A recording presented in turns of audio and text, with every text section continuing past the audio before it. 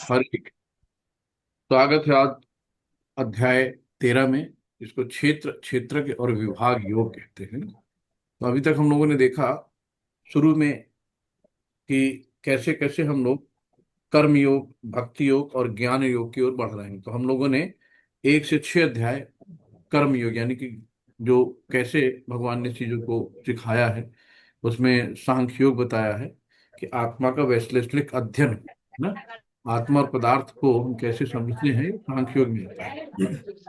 तो शुरुआत में हम लोगों ने देखा कर्म योग, फिर बीच में भगवान ने भक्ति योग को रखा। भक्ति योग के बारे में बताया है ना। भगवान ने बताया कि भाई आप कैसे भी अपने आप को, जब तक आप पूर्ण शरणागत नहीं होते हैं, किसी का माइक म्यूट कर दिए। हाँ, तो सुसु करे ना।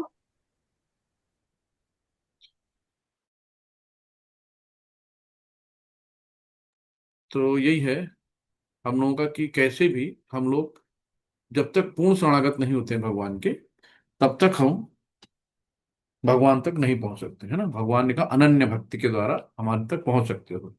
तो अगर हमें इस जन्म मरण के भवसागर से पार होना है, तो भगवान के पूर्ण शरणागत होना है, रो रो कर भगवान से उनकी भक्ति मांगनी, उनकी कृपा मांगनी है ना। भगवान वचन देते हैं कि ऐसे शुद्ध भक्त तुरंत ही भवसागर से हम उनका उद्धार कर जाते हैं। भगवान स्वयं लेने आते हैं ना, हम लोगों ने देखा था। तो भगवान ने फिर वही कहा कर्मयोग बताया। कर्मयोग में जब अर्जुन पूर्ण शरणागत हो जाते हैं ना, कि कार्पण्य दोषो उपहत स्वभाव प्रक्षामि त्वाम धर्म सम्मूढ़ चेता यक्षेष निश्चितम ब्रूहि तन्मे शिष्यस्ते हम साधिमान त्वाम प्रपन्नम। तो जब आप पूर्ण रूप से भगवान से कहेंगे कि भगवान जो मेरे लिए शेष कर वो मुझे दीजिए, वो मुझे बताइए है ना।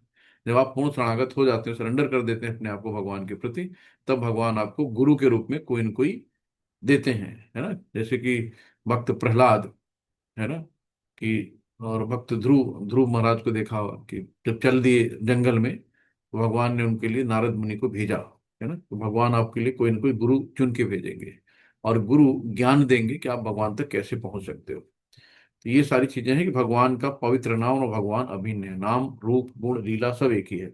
भगवान ने कहा कि भाई चलो अनन्य भक्ति कर लो, अनन्य भक्ति नहीं कर पाते हो, चलो साधना भक्ति कर लो, जो दीक्षा के बाद विधि विधान से कहते हैं कि 4 नियमों का पालन कर लो, 16 माला कर लो। अगर वो साधना भक्ति भी नहीं हो पा रही है, तो फिर सेवा कर लो, निष्काम सेवा है ना। तो कर्म करके हम सब भगवान को फल अर्पित कर देते हैं। वो भी आपसे नहीं हो पा रहा, तो भगवान कह रहे हैं कि सकाम कर्म कर लो भाई, दान दे दो है ना, नंदोत्सव की तरह शरीर से सेवा कर लो, कैसे भी करो, और जो भी कर्म करो उसका फल मुझे दे दो। वो भी नहीं हो पा रहा है, भगवान कहते हैं ज्ञान प्राप्त करो है ना। तो कर्म का योग बता दिया, भक्ति भी बता दी करने को। अब वो भी नहीं हो पा रहा, तो भगवान आखिरी में ज्ञान देने जा रहे हैं, जिसको हम कहते हैं ज्ञान योग, जो 13 से 18 तक हमें समझा जाएगा कि इसकी वैल्यू क्या है। जब हम शास्त्रों का अध्ययन करेंगे, यानी कि कर्म करके भी हम भगवान तक जा सकते हैं, और ज्ञान पाके भी हमें भगवान तक जाना। तो भक्ति को बीच में रखा, चाहे आप इस रास्ते से आओ, कर्म करके आ जाओ, और चाहे ज्ञान लेके आओ, आना कहाँ है, अल्टीमेट भक्ति में। तो भगवान इस तरीके से चीजों को बता रहे हैं। तो जब तक ज्ञान नहीं होगा ना, तब तक वैराग नहीं होगा, और जब तक वैराग नहीं होगा, तब तक हम कर्मफल त्याग नहीं पाएंगे। तो गुरु बिन होए न ज्ञान, और ज्ञान बिन होए न वैराग्य। तो इस तरीके से हम लोगों ने एक छोटी सी समरी देखी। तो अब हम लोग आते हैं अध्याय 13 में। उसके पहले हम लोग गुरुओं को नमन कर लेते हैं। शिल प्रभात की जय गुरु महाराज जी के। देखो हमारे गुरु महाराज जी लोग साथ में रहते हैं है ना। आज वो कैमरा ऑफ है। हरे कृष्ण। ये गुरु महाराज जी लोग हैं, शिल प्रभात जी हैं, और जयपता का परम पूज्य जयपता का स्वामी जी महाराज हैं, और ये परम पूज्य शिल प्रभात जी हैं। तो गुरुओं को नमन करते हुए हम लोग आगे बढ़ेंगे क्लास को। ओम नमो भगवते वासुदेवाय। ओम नमो भगवते वासुदेवाय। ओम नमो भगवते वासुदेवाय। ओम अज्ञानतिमिरान्धस्य ज्ञानञ्जनशलाकया चक्षुरुन्मिलितं येन तस्मै श्रीगुरुवे नमः। श्रीचैतन्यमनोभीष्टं स्थापितं येन भूतले स्वयं रूपं गदाद् ददाति सुपदान्तिकम्। वंदे हम श्री गुरु श्रीयुतकमलम श्री गुरु वैष्णव श्री रूप साग्रजातम सहगण रघुनाथान्वितं तम सजीवं साद्वैतम सावधूतम परिजन सहित श्री कृष्ण चैतन्य देव श्री राधा कृष्ण पादान सहगण ललिता श्री विशाखा अन्विता अंशा। हे कृष्ण करुणा सिंधु दीन बंधु जगतपते गोपेश गोपिका कांत राधा कांत नमस्ते। तप्त कांचन गौरांगी राधे वृंदावनेश्वरी वृष भानुसुते देवी प्रणमामि हरि प्रिये। नमो विष्णुपादाय कृष्णपृष्ठाय भूतले श्रीमते भक्ति वेदांत स्वामिनि इति नामिने। नमस्ते सरस्वती देवे गौरवाणी प्रचारिणी निर्विशेष शून्यवादी पाश्चात्य देश तारिणी। जय श्री कृष्ण चैतन्य प्रभु नित्यानंदा श्री अद्वैत गदाधर श्रीवासादि गौर भक्त वृंदा। हरे कृष्णा कृष्ण कृष्ण हरे हरे हरे राम राम राम हरे हरे। हरे कृष्ण कृष्णा कृष्ण हरे हरे हरे राम राम राम हरे हरे। हरे कृष्णा कृष्णा कृष्ण हरे हरे हरे राम राम राम हरे हरे। हरे कृष्णा। सभी को दंड प्रणाम। तो हम लोग आज अध्याय 13 पे आगे बढ़ते हैं। तो इसको कहा गया है कि प्रकृति पुरुष तथा चेतना, है ना। तो ये शरीर जो है ना हमारा, ये क्षेत्र कहलाता है। प्रकृति यानी भौतिक प्रकृति यानी शरीर क्षेत्र है। और पुरुष क्या है, यानी कि शरीर को जानने वाला क्षेत्रज्ञ, है ना, यानी कि परमात्मा जो आनंद भोगता है। और तथा चेतना यानी इसको विज्ञान योग भी कहते हैं कि ये जो है ज्ञान योग, इनको ही सब मिला के हम लोग ज्ञान योग कहते हैं। तो हम लोग जानते हैं कि शरीर क्या है, शरीर को जानने वाला कौन सा है ना, कौन किसको जानता है, उसके बारे में यहाँ पे हम लोग बात करेंगे। तो अध्याय 13 में शिल प्रपात जी बताते हैं, शिल प्रपात कीजिए, कि प्रश्न ये है कि अगर भक्ति की प्रणीत अंतिम चरण है तो ज्ञान को अंतिम 6 अध्यायों में क्यों प्रस्तुत किया गया। भाई अगर भक्ति ही है अल्टीमेट, है ना, कहीं से भी जाओ भक्ति करनी है, तो ज्ञान को अंतिम 6 अध्यायों में क्यों प्रस्तुत किया गया है ना। आखिरी क्या वाला क्या है, ज्ञान योग है। तो सही मायने में पूर्ण भगवत गीता भक्ति ही है ना। भक्त्यामाभिजानयति यावन्यास्म तत्वतः। तो एज इट इज हमें केवल भक्ति जान सकता, भक्ति के अलावा और कोई नहीं जान सकता है, देवता भी नहीं जान सकते हैं, है ना। तो भक्त का इतना बड़ा आदर किया गया है भगवान के उसमें। तो अध्याय चर्चा करते हैं कि कैसे कार्य के माध्यम से भक्ति को प्राप्त किया जा सकता है ना। तो जैसे कर्म योग आया अध्याय प्रथम, जो अध्याय 6 जो थे, कि कैसे कर्म के माध्यम से, कार्य के माध्यम से भक्ति को प्राप्त किया जा सकता है। और अंतिम 6 अध्याय में बता दिया गया है कि कैसे हम ज्ञान के माध्यम से भक्ति को प्रदान प्राप्त कर सकते हैं। तो अंतिम 6 में ज्ञान के माध्यम से इसे प्राप्त करने का वर्णन है। और मध्य 6 भक्ति की चर्चा करते हैं। इसके अलावा 12वें अध्याय में कृष्ण ने बताया कि वो व्यक्तिगत रूप से अपने भक्तों को जन्म और मृत्यु से कैसे बचाते हैं, है ना। भगवान स्वयं आते हैं कि तू रुक, मैं आता हूं, है ना, चिंता मत कर, मैं बैठा हूं, लेकिन विश्वास होना चाहिए हमें। अंतिम 6 अध्याय भौतिक दुनिया से खुद को निकालने के लिए आवश्यक दार्शनिक ज्ञान प्रदान करते हैं। तो हमें कैसे इस दुनिया से निकलना है ना, भौतिक दुनिया से खुद को निकालने के लिए आवश्यक दार्शनिक ज्ञान प्रदान करते हैं। तो जब तक ज्ञान नहीं होगा तब तक हमें वैराग्य नहीं आएगा, तब तक हम आसक्ति में लगे रहेंगे, है ना, सबसे अटैच रहेंगे, डिटैच नहीं हो पाएंगे। तो गीता गीता गीता, ना, गीता गीता गीता गीता करें तो त्याग नहीं पाएंगे। गीता बार बार बोलो, त्यागी निकलेगा, त्याग त्याग, है ना। तो जिसके अंदर त्याग और सेवा, दो गुरु मंत्र कल बता रहे थे ना, तो दो चीजें बहुत है। एक सेवा भाव हो कि हम यहाँ सेवा करने के लिए, दूसरा हमें यहाँ त्याग देना है, कोई चीज रखनी नहीं, क्योंकि अभी या तो अपने जीते जी त्याग दो, मरने के बाद तो ऐसे ही छूट जाएगा, है ना। तो इससे बेहतर है कि भाई पहले ही कर दो, कोई हमें कान पकड़ के निकाले उससे पहले निकल जाओ, है ना। तो त्याग दो उसको पहले। तो अंतिम 6 अध्याय भौतिक दुनिया से खुद को निकालने के लिए आवश्यक दार्शनिक ज्ञान प्रदान करते हैं। ज्ञान माया से छुटकारा पाने में सहायता करती है। जब तक ज्ञान नहीं होगा तो हम माया के बंधन में बंधे रहेंगे, है ना। माया हमें हमेशा भगवान से दूर ले जाती है ना। वही है जो माया हमें भगवान से दूर ले जाती है और हमें कृष्ण की ओर आकर्षित करती है। तो हमें क्या करना है, कृष्ण की आकर्षणी यानी राधा रानी, हमको उनके शरण में जाना, योग माया के शरण में जाना। लेकिन अगर माया भी जान जाती है कि दृढ़ है अपने भक्ति में, तो माया स्वयं पकड़ के लेके जाती है, योग माया से मिलाती है कि भाई इनको कृष्ण का पता बताओ, कृष्ण से मिलाओ, ये अच्छे भक्त हैं। इसलिए जब हम भक्ति प्राप्त करने के लिए ज्ञान का उपयोग करते हैं तो ये भक्ति का हिस्सा बन जाता है ना। तो उसी हम लोग अब ज्ञान योग में आते हैं, प्रकृति, पुरुष और चेतना। हम्म। अर्जुन उवाच प्रकृतिं पुरुषं चैव क्षेत्रं क्षेत्रज्ञमेव च एतद्विद्युत्मिच्छामि ज्ञानं गेव च केशव। श्रीभगवानुवाच इदं शरीरं कौन्तेय क्षेत्रमित्यभिधीयते एततो वेदितुं प्राहुः क्षेत्रज्ञ इति तद्विधि। शिल प्रपात कीजिए। अर्जुन ने कहा, हे कृष्ण, मैं प्रकृति एवं पुरुष भोक्ता, क्षेत्र क्षेत्रज्ञ तथा ज्ञान एवं ज्ञान के विषय में जानने का इच्छुक हूँ। श्री भगवान ने कहा, हे कुंती पुत्र, ये शरीर क्षेत्र कहलाता है। जो शरीर है हमारा, इसको हम क्षेत्र कहते हैं। और इस क्षेत्र को जानने वाला क्या है? क्षेत्र कहलाता है। तो इस शरीर को कौन जानता है? कहते हैं ना, मैं जानता हूं, मेरा शरीर है, मैं जानता हूं। यानी कि आत्मा हमारी इस शरीर के बारे में जानती है ना। जिस शरीर मेरा, लेकिन हम आपके शरीर के बारे में नहीं जानते हैं, है ना।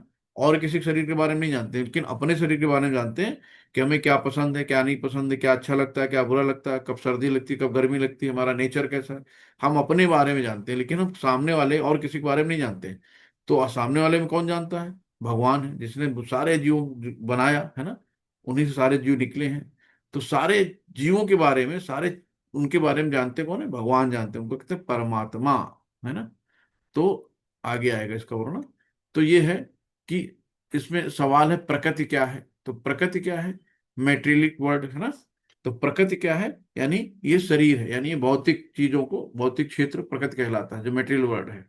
पुरुष क्या है? जो आनंद भोगता है, यानी प्रकृति का आनंद भोगता वो पुरुष है ना। तो हम प्रकृति में सब चीजों का आनंद लेते हैं ना, सर्दी गर्मी, सुख दुख, अच्छे अच्छे फलों का लजीज, है ना, मीठा खट्टा। तो क्षेत्र क्या है? यानी कि क्षेत्र ये शरीर है।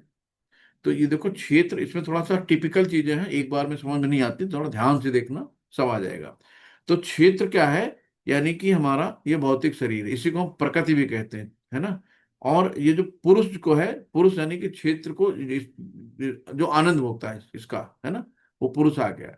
और क्षेत्रज्ञ क्या है? जो जानने वाला है, जो सब चीजों को जानता है, यानी क्षेत्र का ज्ञाता, और शरीर में आत्मा, यानी जो सुपर सोल है, जो सभी निकायों को जानता है। और ज्ञानम ज्ञान, क्षेत्र और क्षेत्रज्ञ को समझना, ये ज्ञानम ज्ञान है। और क्षेत्र यानी शरीर, और शरीर को जानने वाले को समझने को हम ज्ञानम ज्ञान कहते हैं। और परमात्मा क्या है ना, कि ज्ञेयम यानी गोल ऑफ नॉलेज, यानी ज्ञान का लक्ष्य, तो परमात्मा है। अभी और क्लियर कर देंगे इसको। इसमें आप इस चीज को समझो कि जैसे कहा कि मैं प्रकृति एवं पुरुष का भोगता हूं, तो आप इसको ऐसे भी कह सकते हो कि ये, कि मैं प्रकृति एवं पुरुष, यानी पुरुष कौन है? भोक्ता। और प्रकृति कौन है? भोगने योग्य।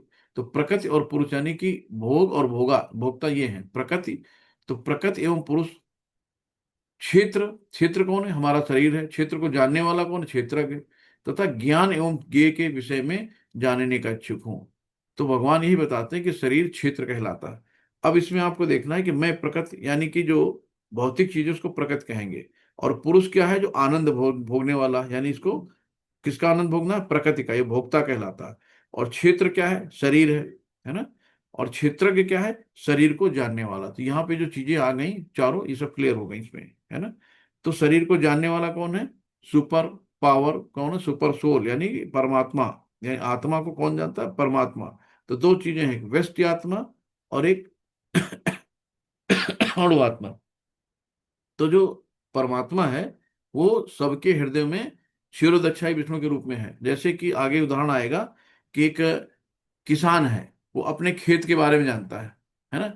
लेकिन जो वहां का लेखपाल है या तहसीलदार है, उस पूरे गांव के खेत के बारे में जानता है ना। इस तरीके से यहाँ कहा गया कि हम इंडिविजुअल अपने शरीर को जानते हैं, लेकिन परमात्मा सबके शरीर को जानता है। क्षेत्रज्ञ चापि मां विद्युम सर्व क्षेत्रेषु भारत क्षेत्र क्षेत्रज्ञ ज्ञानम यज्ञानम मतम मम। हे अर्जुन, आपको समझना चाहिए कि मैं भी सभी शरीर को ज्ञाता हूं, है ना। भगवान कह रहे हैं कि मैं भी सभी शरीरों का ज्ञाता हूं। क्योंकि भाई भगवान ने सारे शरीर को बनाए हैं, सारे शरीर में भगवान का वास है ना। हमारा तो अपने ही शरीर में है ना, केवल हमारा मतलब मैं आत्मा हूँ।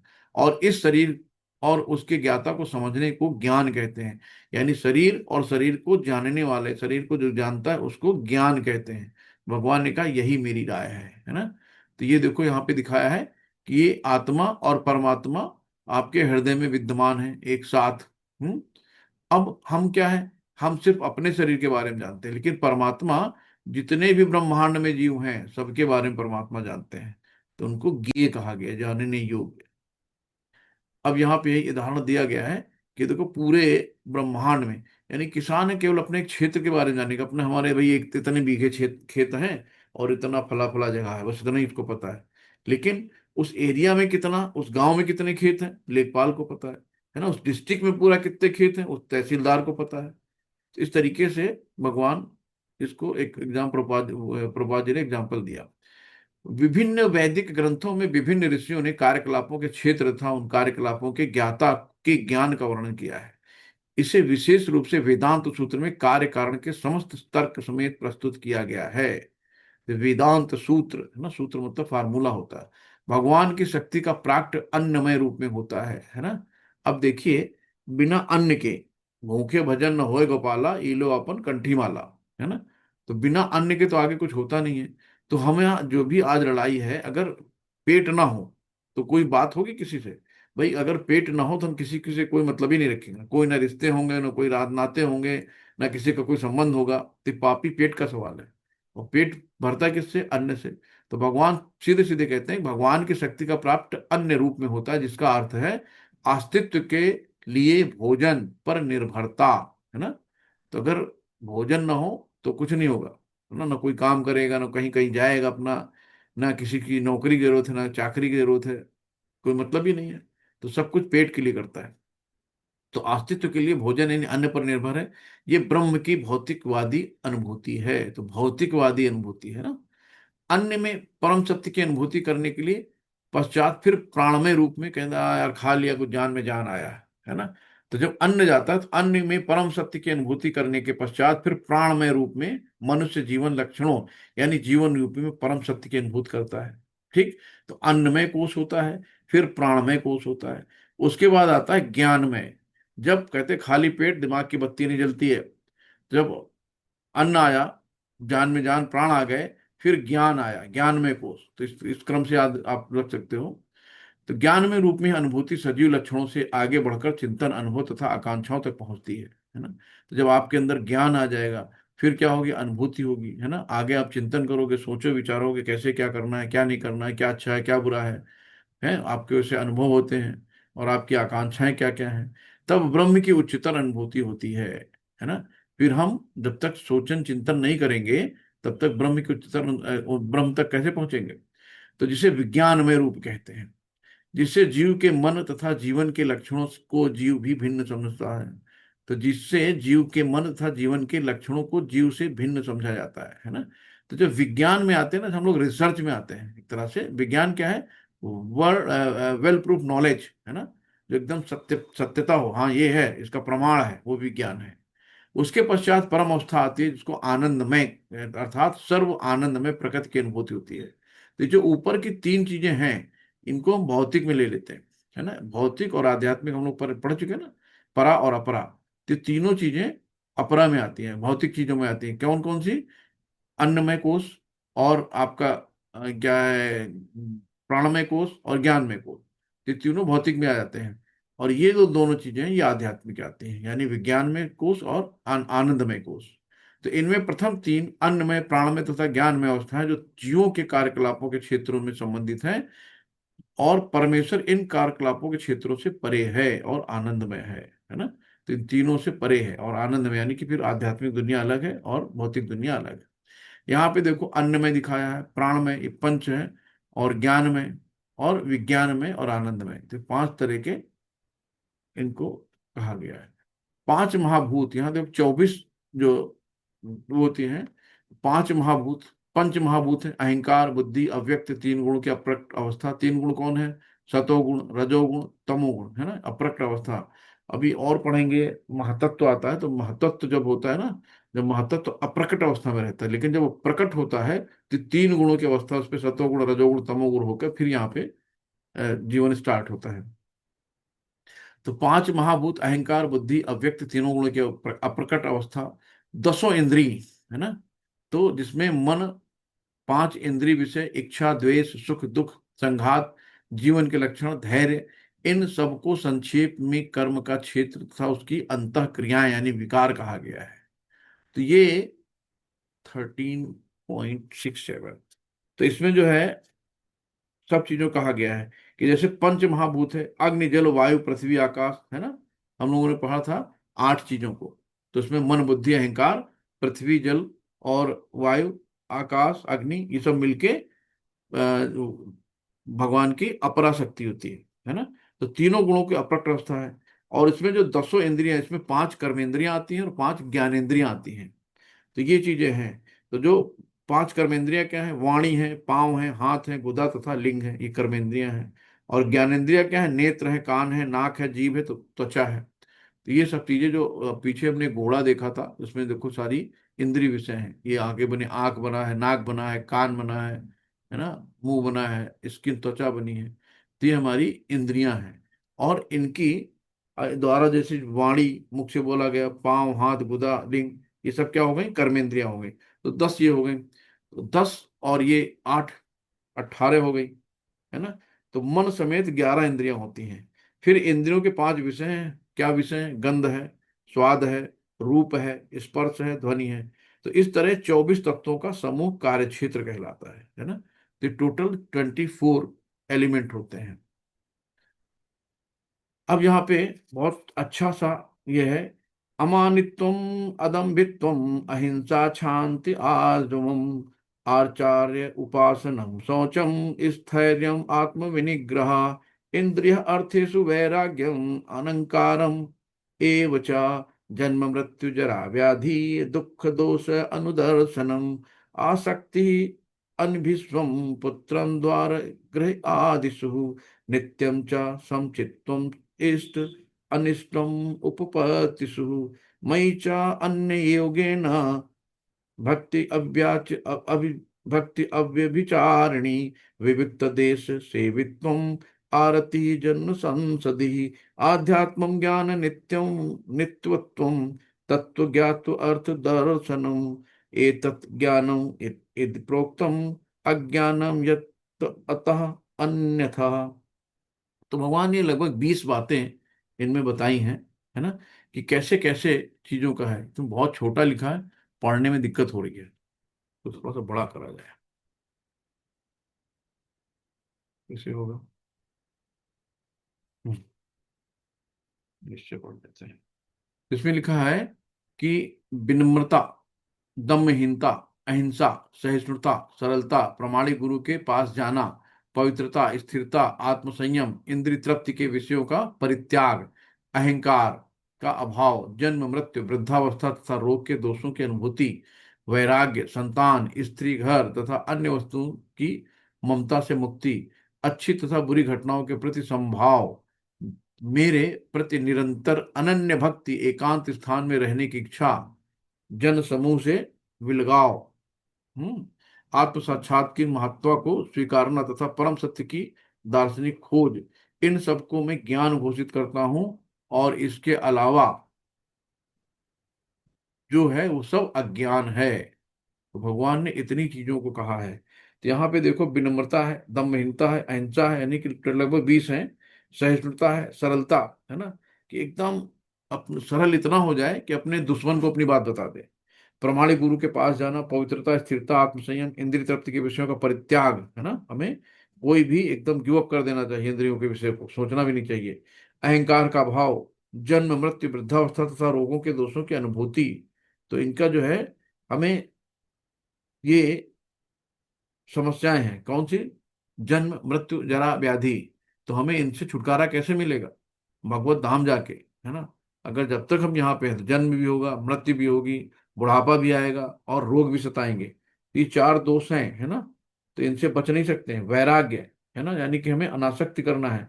संतान, स्त्री, घर तथा अन्य वस्तुओं की ममता से मुक्ति, अच्छी तरह बुरी घटनाएं के प्रति संभाव, कुछ भी हो हमें स्थिर प्रद रहना है, विचलित नहीं होना है।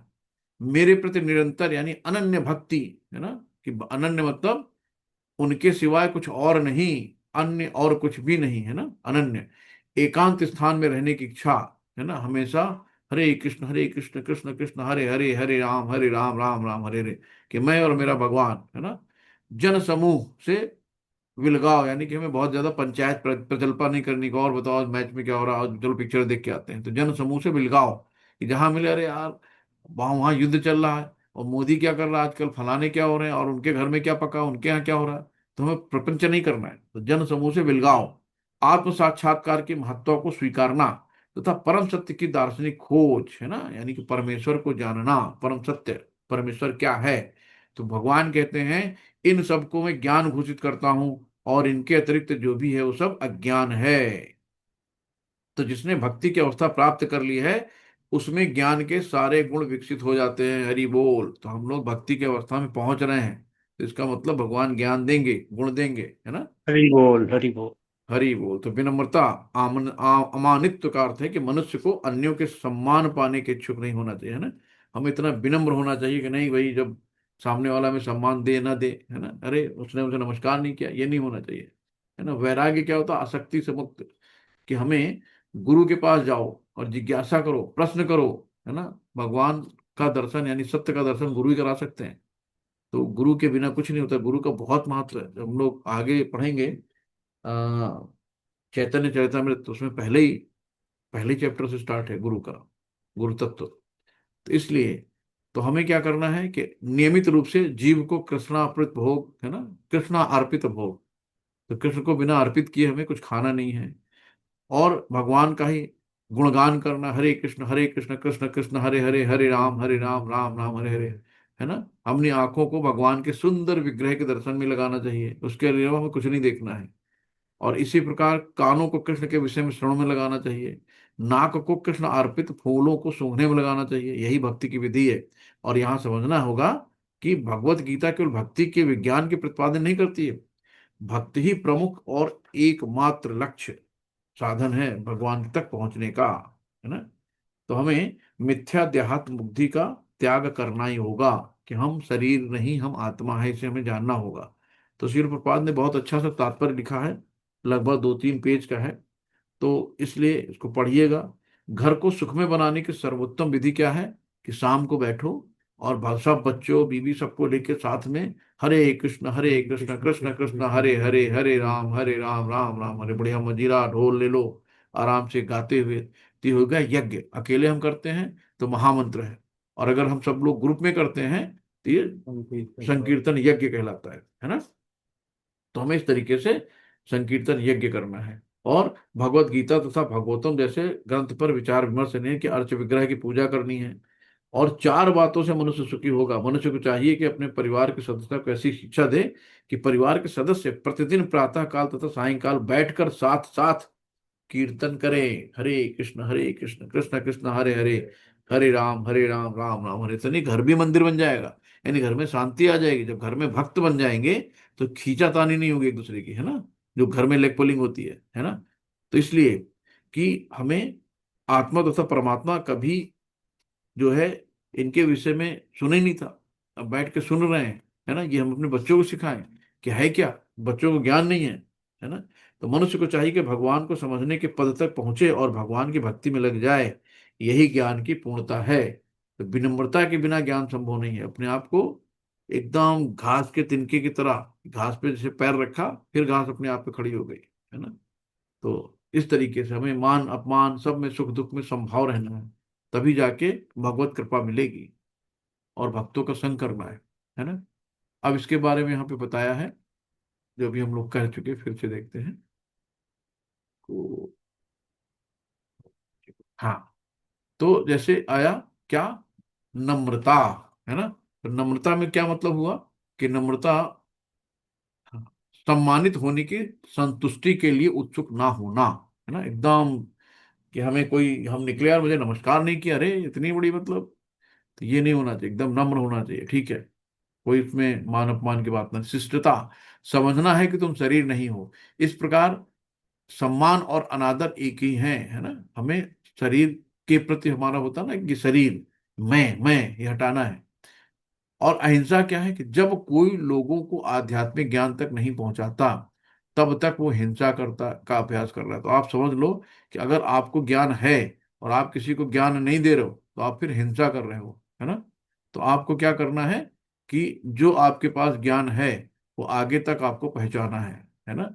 यानी कि जब तक कोई लोगों को आध्यात्मिक ज्ञान नहीं पहुंचाता, तब तक वो हिंसा का अभ्यास कर रहा है।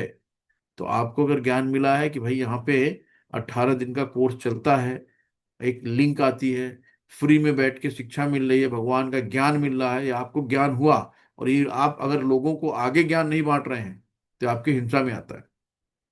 तो आपको ये नहीं कि हम चक्कू छुरी चला रहे हैं तभी हिंसा कर रहे हैं, है ना।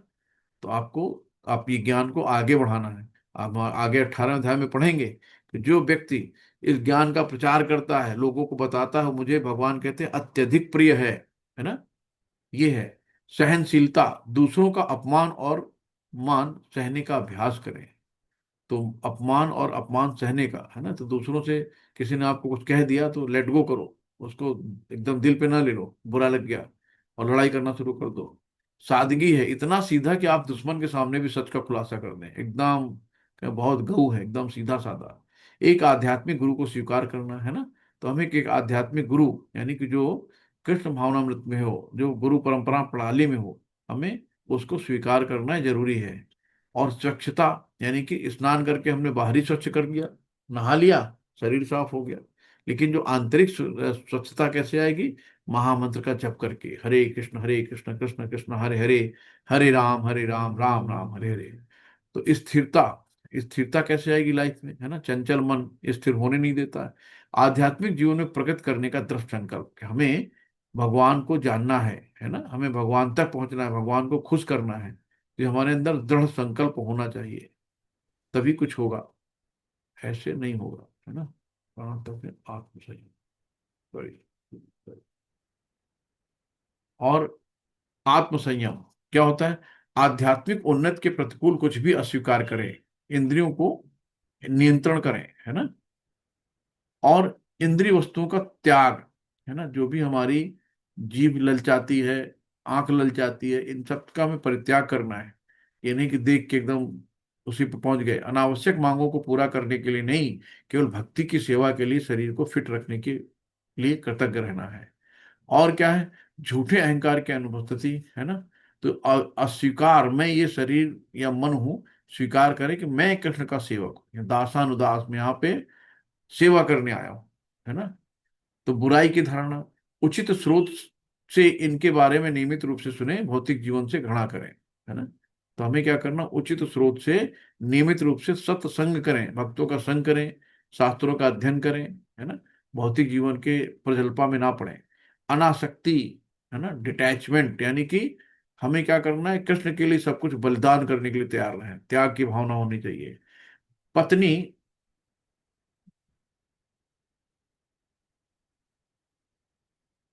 पत्नी, बच्चों, परिवार आदि के साथ कोई उलझाव नहीं।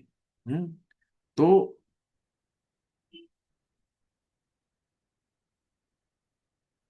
यदि आप इसे कृष्ण चेतना तरीके से कर सकते हैं, तो इसका अभ्यास करना चाहिए। लेकिन त्याग अगर कृष्ण चेतना के प्रतिकूल हो, तो ऐसे नहीं कि छोड़ो घर द्वार और चलो हरिद्वार, ये नहीं करना है। आप परिवार में रह के अपने जो आपके कर्तव्य हैं उनका आप पूर्ण रूप से पालन करें। जो आपकी जिम्मेदारी, उनको जिम्मेदारियों को निभाएं। ये नहीं कि हाँ चलो अब तो संन्यास ले लिए, जाने दो, जो होना होने दो, है ना। तो ऐसे नहीं करना है। तो भौतिक लाभ या हानि में अभिनय या व्यतीत नहीं, अटूट भक्ति सेवा करके करना है ना। इवन माइंडनेस, ये है। और निष्काम भक्ति सेवा, निष्काम में ना कि जो भी करना है भगवान के लिए करना है। तो भक्त की जो नौधा क्रियाएं है ना, कि श्रवणम कीर्तम पाद सेवम, तो ये जो आत्मनिवेदन, तो ये नौधा भक्तियां हैं। इनमें क्या करना है? हमें भगवान के लिए करना है। आंखों को भगवान के दर्शन के लिए लेना, उनके विग्रह को दर्शन करना, मुख को भगवान का भोग लगा हुआ प्रसाद खाना, कान को भगवान के बारे में सुनना, भगवान के गुण नाम लीलाओं को सुनना है, हाथों को भगवान के विग्रह की सेवा में लगाना, पैरों को मंदिर चल के तीर्थ यात्रा करने के लिए लगाना है ना। और जुबान को भगवान का जो कीर्तन करना है, कान को भगवान के कीर्तन सुनना। इस तरीके से हमें पूरे नवधा भक्ति करनी है, भगवान की हर इंद्रियों को भगवान के सेवा में लगा दो, है ना। तो detachment from the general mass of people, है ना। तो ये जो ऊपर आया है कि हमें विरक्ति लेनी है, accepting the importance of the self realisation, give up unnecessary sporting, cinema going, है ना, नॉन डिवेशनल जो भक्ति की चीजें नहीं उनसे हटना है, पिक्चर नहीं देखनी है, सोशल एक्टिविटी में भाग नहीं लेना है, और फालतू में समय बर्बाद नहीं करना है। तो ये सारी चीजें भगवान यहाँ पे बता रहे हैं।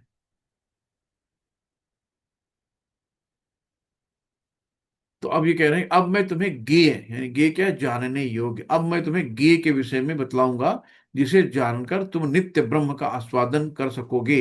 ये ब्रह्म या आत्मा जो अनादि है और मेरे अधीन है, इस भौतिक जगत के कार्य कारण से परे स्थित है। तो भगवान बता रहे हैं, मैं ज्ञेय के बारे में बताऊंगा। सर्वेंद्रिय गुणाभासम सर्वेंद्रिय विवर्जितम असक्तम सर्वभक्षैव निर्गुणम गुणभोक्त च।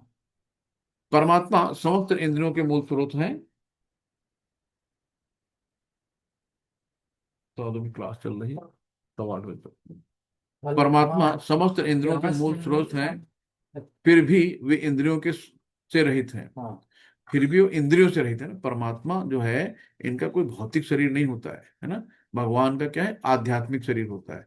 वो अपने किसी भी अंग से कोई काम कर सकते हैं। तो ये चीज है कि परमात्मा समस्त इंद्रियों के मूल स्रोत हैं, फिर भी वो इंद्रियों से रहित हैं। वे समस्त जीवों के पालन करता होकर भी अनासक्त हैं। वे प्रकृति के गुणों से परे हैं, फिर भी वे भौतिक प्रकृति के समस्त गुणों के स्वामी हैं, है ना। तो भगवान, अभी हम लोग पीछे पड़ चुके हैं ना, कि है भी नहीं है, कि अचिंत्य शक्ति है भगवान की, कि वो उन्हीं से सारी चीजें उद्भूत हैं, लेकिन वो किसी के वशीभूत नहीं है। परम सत्य समस्त जीव चर यानी अचर, यानी चर क्या है, जो चलायमान है, मोटाइल है, और नॉन मोटाइल है, यानी पेड़ पौधे जो स्थिर रहते हैं, कि बाहर तथा भीतर स्थित है ना।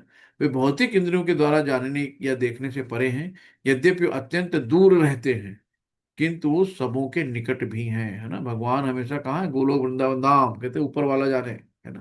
तो बहुत दूर है लेकिन निकट भी है, सबके हृदय में है ना, क्षीरोदक्ष विष्णु के रूप में। तो अत्यंत दूर भी हैं और सबके निकट भी हैं।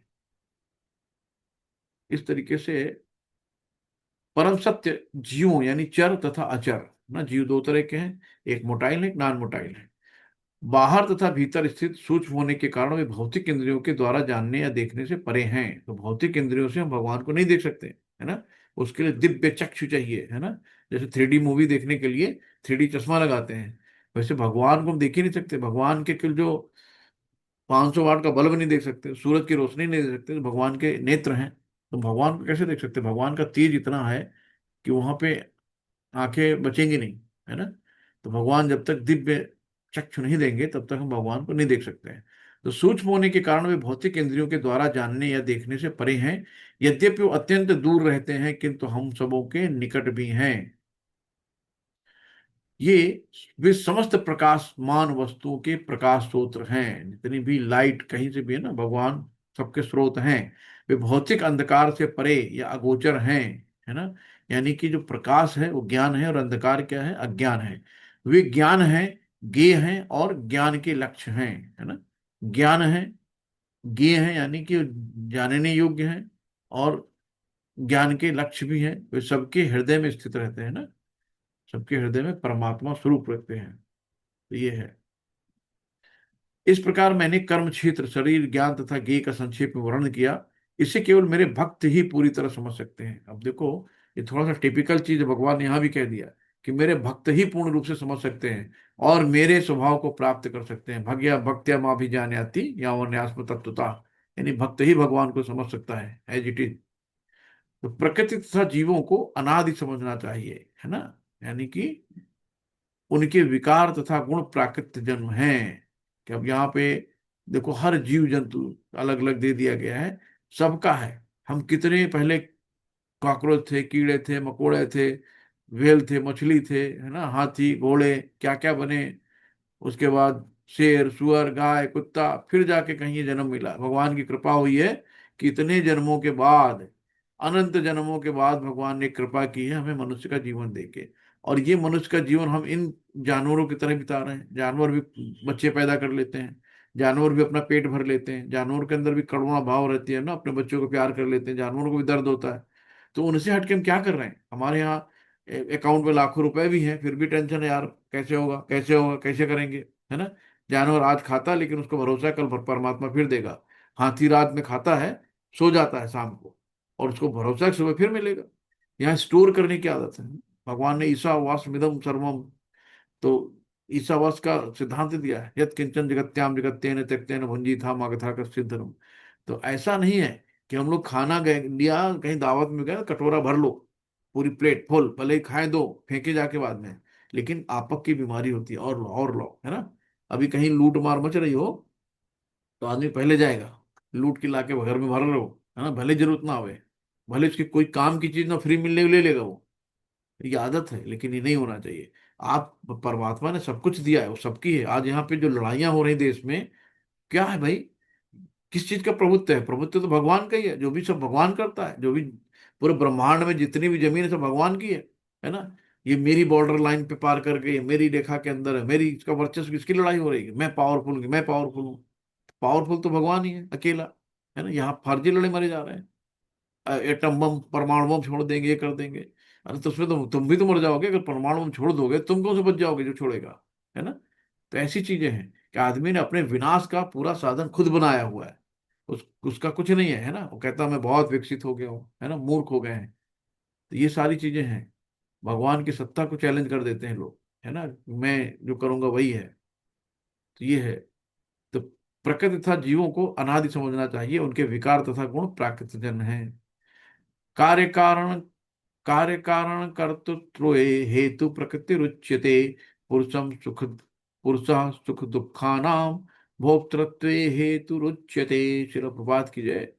यहाँ पे दिखाया गया है कि प्रकृति समस्त भौतिक कारणों तथा कार्य यानी परमाणु की हेतु कही जाती है, और जीव पुरुष यानी इस संसार में विविध सुख दुख के भोग का कारण होता है ना। तो जो भी हम अपने कर्म करते हैं, जैसे भी हम कर्म करते हैं, हमारी वैसे ही आगे की हमारी जो है किस्मत लिख जाती है कि हमें आगे क्या होना है, क्या बनना है, क्या नहीं बनना है ना। हमारी जैसी इच्छाएं रहती हैं, हमारे कर्म, हमारी इच्छाएं और हमारे कर्म। हमारी इच्छाएं क्या है? कि प्रकृति पर प्रभुत्व जमाना है। तो हमने भगवान से इच्छा की, तो भगवान ने कहा चलो भाई जाओ प्रभुत्व जमाओ, जाके मालिक बन जाओ। और जो ये सब चीजें हैं, ये सब केवल दुखी दुख देते हैं और कुछ भी नहीं करते, ये सब क्षणिक है आनंद। पुरुषस प्रकृतिस्थो ही भुंक्ते प्रकृति जान गुणान, कारणम गुण संगोष्ठ सद असत योनि जन्मसु। इस प्रकार प्रकृति जीव, इस प्रकार जीव प्रकृति के तीन गुणों का भोग करता है। तीन गुणों कौन से हैं? सतोगुण, रजोगुण और तमोगुण। भोग करता हुआ प्रकृति में ही जीवन बिताता है। ये उस प्रकृति के साथ उसकी संगत के कारण है। जैसा संग होगा, भक्तों के संग होगे तो भक्त बनोगे, शराबी जुआरी का संग हुआ शराबी जुआरी बनोगे, है ना। तो संग का रंग, जैसा पियो, क्या है कि जैसा खाओ अन्न और वैसा होए मन, और जैसा पियो पानी वैसी होए वाणी। तो संगत ही बहुत बुरी होती है ना, संगत अच्छी भी होती है बुरी भी होती है। तो हमें अच्छी संगत करनी चाहिए। इस तरह उसे उत्तम तथा अधम योनियां मिलती रहती हैं। तो ये देखो, पुरुष की चेतना सबसे अच्छी है, इसको टॉप पे रखा गया है। उसके बाद फिर ये पशु आते हैं, इनकी चेतना कम है, लेकिन इनके अंदर भी ममत्व है, इनके अंदर भी प्यार है ना। प्यार से तुमको चाटने लगते हैं, पूंछ हिलाने लगते हैं, है ना, दुलराने लगते हैं। ये भी, इनको खाना दो, जान जाते हैं कि कौन मेरा दुश्मन है कौन दोस्त है ना। तो जो, देखो बहुत सी चिड़िया किसी किसी के ऊपर आके बैठ जाती, जानती हैं इनसे में कोई नुकसान नहीं होना है, और ऐसे डर डर के भाग जाते हैं, है ना। उनसे निम्न योनि में ये पशु पक्षी आ गए, उनसे भी निम्न योनि में ये जो पानी में है ना, शरीर, और जलीय। उनसे, हाँ, और ये नीचे वाले आ गए। तो इस तरीके से ये ऊपर से नीचे, है ना। तो हमें क्या करती है अधम योनियां, कि हमारे उत्तम तथा अधम योनियां हमारे कर्मों पे डिपेंड करती है कि हमें कैसे मिलनी है। तो उपद्रष्टा अनुमंता चा भक्ता भूत, उपद्रष्टा अनुमंता चा भक्ता भूत महेश्वर परमाप्ने चाप्युक्तो देहिस्मिन् पुरुषः परः। तो उपद्रष्टा, अनुमंता, उपद्रष्टा यानी कि भगवान साक्षी है, दृष्टा है ना, उपद्रष्टा, भगवान साक्षी भी है, अनुमंता यानी अनुमति भी दे रहा है ना। तो भगवान कह रहे हैं तो भी इस शरीर में एक दिव्य भोक्ता है जो ईश्वर है, परम स्वामी है और साक्षी है, उपद्रष्टा है, तथा अनुमंता अनुमति देने वाले के रूप में विद्यमान है, जो परमात्मा कहलाता है ना। कितना साफ साफ लिखा है परमात्मा। परमात्मा की परिभाषा क्या है कि एक दिव्य भोक्ता है शरीर में, जो ईश्वर है, परम स्वामी है, साक्षी है, अनुमति देने वाला है ना, उसको हम परमात्मा कहते हैं। जो इस शरीर में यानी शरीर में क्षीरोदक्षय विष्णु के रूप में परमात्मा विराजमान है, उनके बारे में बताया। तो जो व्यक्ति प्रकृति, जीव तथा प्रकृति के गुणों के अंतः क्रिया के संबंध इस विचारधारा को समझ लेता है, उसे मुक्ति की प्राप्ति सुनिश्चित है। जो भगवान के इन सब चीजों को समझ जाता है ना, तो अपने आप विरक्त हो जाता है चीजों से, है ना। और उसकी वर्तमान स्थिति चाहे जैसी हो, यहाँ पर उसका पुनर्जन्म नहीं होता, पुनर्जन्म न विद्यते। तो ये भगवान यहाँ पे सीधे सीधे कह रहे हैं कि जो इन सब चीजों को समझ जाता है उसका पुनर्जन्म नहीं होता। यह एव वेत्य पुरुषम प्रकृतिम च गुणे सह सर्वथा वर्तमानोपि न स भूयो विजायते। तो यहाँ पे देखो दिया ना, परीक्षित महाराज जो सुख मुनि से यहाँ पे भागवतम सुन रहे हैं, है ना। इन्होंने पूछा कि भाई तो श्राप ब्राह्मण का मिल गया है कि मुझे 7 दिन में मेरी मृत्यु होनी है, तो अब ऐसे क्या करा जाए। तो इन्होंने शास्त्रों का अध्ययन नहीं किया, इन्होंने बहुत तप नहीं किया, है ना, कि चलो भाई तपस्या शुरू कर देते हैं। इन्होंने सिर्फ सुना। तो श्रवणम इतनी सरल विधि है कि आप चुपचाप बैठ के सुन रहे हैं तो आपको सारे पुण्य मिल रहे हैं, है ना। तो राजा परीक्षित ने 7 दिन में भागवतम सुन के सीधे भगवान के यहाँ से भगवान स्वयं लेने आ गए और सीधे भगवत धाम चले गए। ये है कि हमें इतना ही करना है कि हमें क्या करना है, पूर्ण रूप से शरणागत होना है, भगवान की शरण में जाना है। और ये सब करने से हमारे अंदर जो भक्ति भाव आएंगे ना, भक्ति आएगी, और भक्ति करके हम सीधे भगवत धाम निकल सकते हैं। बहुत सरल रास्ता है। कुछ लोग परमात्मा को ध्यान के द्वारा अपने भीतर देखते हैं ना, बहुत ध्यान लगाते हैं कि देखो पवे हुए परमात्मा दिल से बाहर निकल आएंगे। और कुछ लोग ज्ञान के अनुशीलन का, है ना, ज्ञान का अनुशीलन जो हमारे गुरु महाराज जी लोग ज्ञान देते हैं उसके अनुशीलन के द्वारा, कुछ ऐसे जो निष्काम कर्म योग द्वारा देखते हैं। सबकी अपनी अलग अलग चीजें हैं। तो परमात्मा को तीन तरह से, परमात्मा हो गया और ब्रह्म हो गया और भगवान हो गया, भी आगे हो सकता आएगा। ऐसे भी लोग हैं जो यद्यपि आध्यात्मिक ज्ञान से अवगत नहीं होते हैं, पर अन्यों से परम पुरुष के विषय में सुनकर उनकी पूजा करने लगते हैं। ये लोग भी प्रामाणिक पुरुषों श्रवण करने की मनोवृत्ति होने के कारण जन्म तथा मृत्यु को पार कर जाते हैं। यहाँ पे देवहूति माता जी हैं और इनके पुत्र हैं कपिल देव, है ना। तो कपिल महाराज भगवान जो हैं, इनके पुत्र हैं, और अपने पुत्र से माता देवहूति ने ज्ञान लिया, है ना। तो केवल सुना। तो ऐसे भी लोग हैं जो यद्यपि आध्यात्मिक ज्ञान से अवगत नहीं होते, है ना, तो उनको कुछ नहीं आता था, तो उन्होंने भगवान से ज्ञान लिया, अपने पुत्र से ज्ञान लिया। अन्यों से परम पुरुष के विषय में सुनकर उनकी पूजा करने लगते हैं। और ये लोग भी प्रमाणिक गुरु पुरुषों श्रवण करने की मनोवृत्ति के होने के कारण जन्म तथा मृत्यु को, पथ को पार कर जाते हैं, है ना। यहाँ पे बहुत अच्छी कहानी है कि देवहूति और आ, मतलब भगवान ने स्वयं कहा कि जाओ आप शादी कर लो। और जो है भगवान को उन्होंने काम पे लगा दिया, जाओ मैं मेरी लड़की ढूंढो। तो भगवान ढूंढ के लाए। देवहूति जो है करदम मुनि थे, हाँ, करदम मुनि की। तो उनके यहाँ रही और बहुत उनको सेवा करी मुनि की, करदम मुनि की। एक दिन करदम मुनि की निगाह पड़ी कि तो बहुत इतनी सुंदर राजकुमारी एकदम जीर्ण शीर्ण अवस्था में हो गई, टीवी की मरीज बन गई है। तो उनकी ध्यान जब उनको पड़ी तो उनको याद आया कि भगवान ने हमें कहा है कि कुछ उनके मतलब अपना गृहस्थ जीवन बिताने के लिए। तो फिर उन्होंने तुरंत अपनी पावर से पूरा राजमहल सब कुछ ठाट बाट बना दिया, है ना। बढ़िया जेट विमान टाइप में उनके सब कुछ उनके ध्यान से हो जाता था। और फिर उनके 9 पुत्रियां हुई। तो आखिरी में जब कपिल मुनि हो गए तो बोले अब तुम आ गए हो, अब फिर मैं चला ध्यान करने फिर से। वो चले गए अपना योग ध्यान करने के लिए। तो स्त्री के लिए पहला होता है पिता का संरक्षण, दूसरा होता है पुत्र का संरक्षण, और तीसरा दूसरा होता है पति का संरक्षण, और पति के बाद होता है पुत्र का संरक्षण, है ना। तो इस तरीके से स्त्रियों को हमेशा संरक्षण में रखा जाता है। तो जब कर्दम मुनि चले गए, जब यानी कि पहले पुत्रियां थी, जब पुत्र आ गया, फिर कर्दम मुनि अपना चले गए फिर से अपनी भक्ति करने के लिए।